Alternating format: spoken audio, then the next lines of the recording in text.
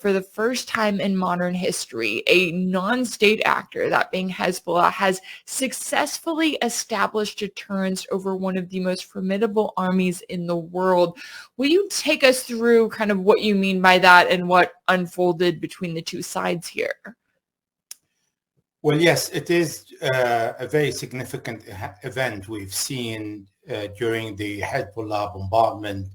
of Israel as a retaliation of the Israeli violation of the rules of engagement and international law by bombing the capital Beirut and killing not only a Hezbollah commander, but also several civilians in a residential area. So we know that Hezbollah has been saying that it's going to retaliate, but it was withholding retaliation until the result of the negotiation in Doha, Qatar, between the Israelis, the Americans, the Qatari, the Egyptians, and Hamas that was on the side unwilling to participate because they know the outcome, but has delegated to the Qatari and the Egyptians to speak on their behalf because they have agreed on the main point that President Biden has forwarded, including the United Nations, but then Israel changed its mind. And for that, because Netanyahu went to the capital of Iran, Tehran, and assassinated Ismail Haniyeh, the head of Hamas political bureau, and also bombed Beirut, Hezbollah said is going to retaliate. After the retaliation, Hezbollah launched 320 rockets and dozens of drones, as you rightly said.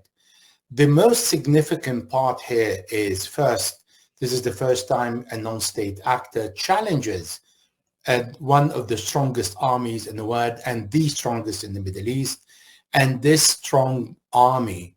informs Hezbollah through the Americans that if that is your response, then we are even, which means accepting this deterrence. But not only that,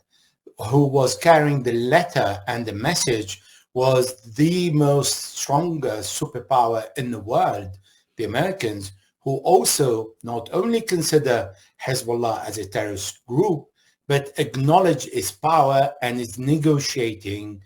testing if that would be a sufficient response that Hezbollah would be happy with. I mean, we are seeing something that is unheard of and something we have never observed,